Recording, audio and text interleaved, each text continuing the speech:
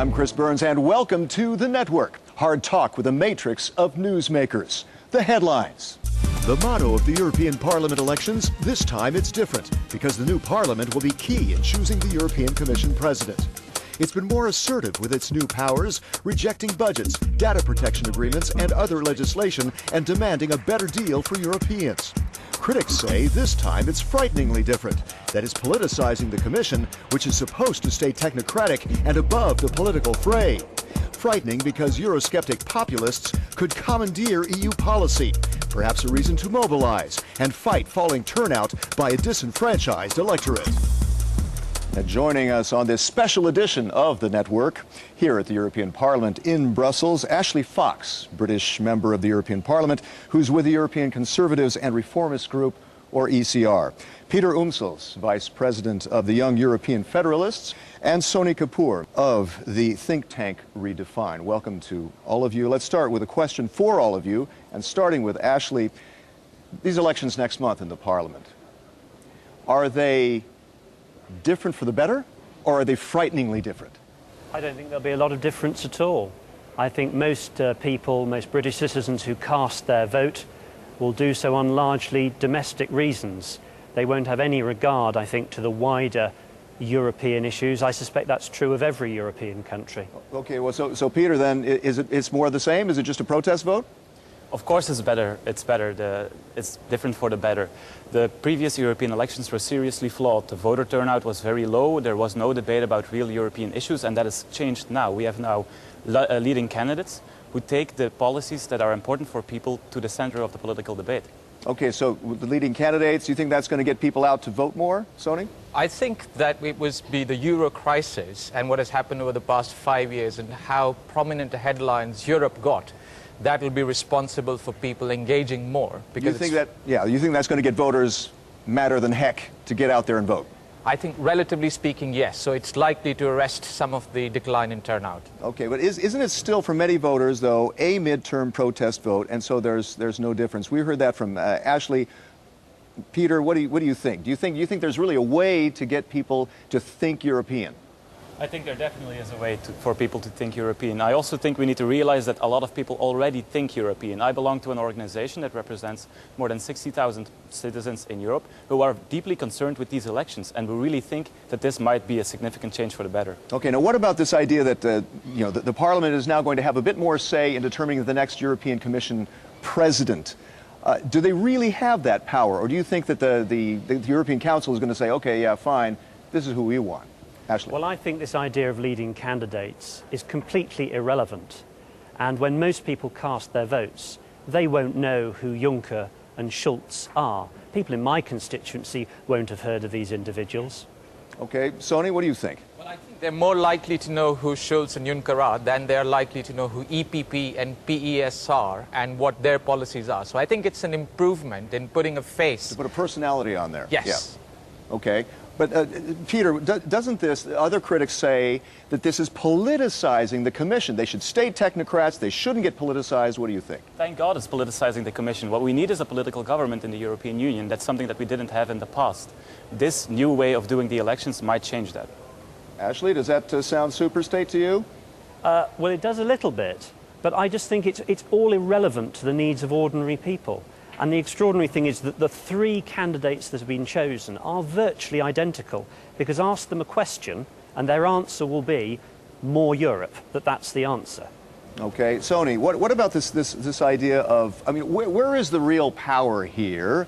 What more power does the Parliament really have? Is it perhaps the budget, this $1 trillion budget over 7 years?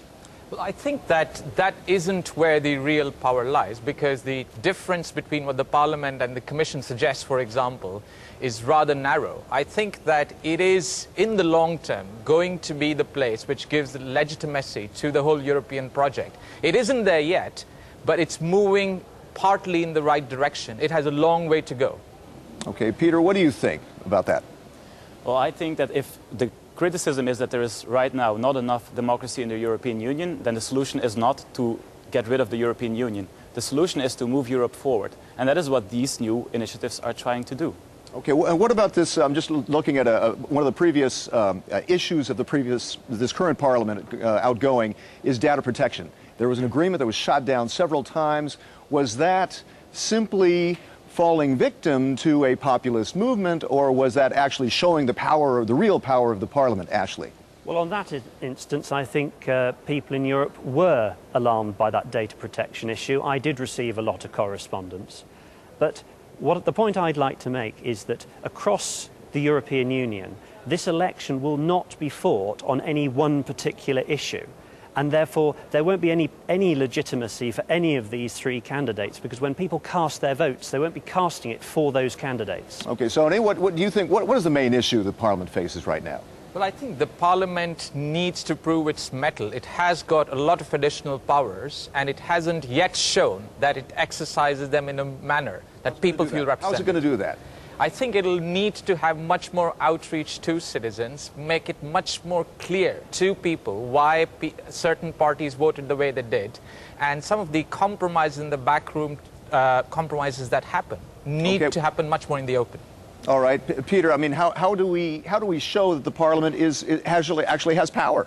We don't need to show it. The Parliament shows it itself. This Parliament, the current Parliament, did slam on the table on a few occasions. Data protection was one occasion on it. The budget was another one. This Parliament is reasserting its legitimacy, and the next Parliament needs to capitalize on that by being even more the representative of the citizen in European decision-making. Absolutely nothing on the budget. What the Parliament did was agree 100% with what the Council wanted. The Council wanted a smaller EU budget. The Parliament huffed and puffed for a few weeks and caved in. Now, I'm perfectly happy with that.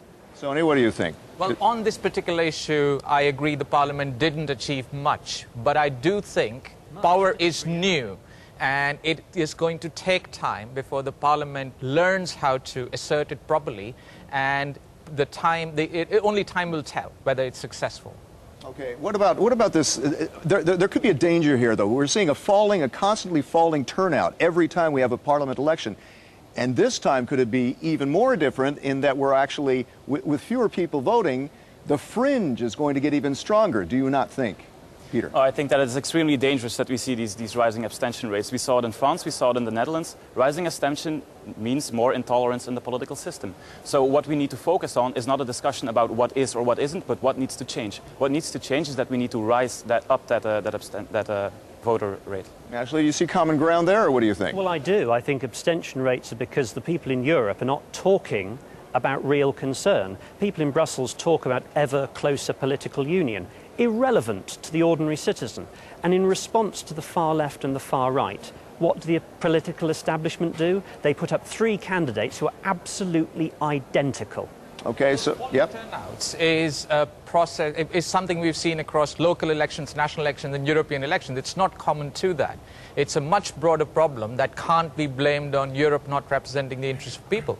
And as to the fringe parties, I'm a bit less worried, because at the end of the day, we are going to have a centrist majority of the Social Democrats and the European People's Party, and we are going to see sensible, stable policies of the kind that we've seen in Scandinavia. What if we get a big surprise? What if the fringe does get stronger than we think?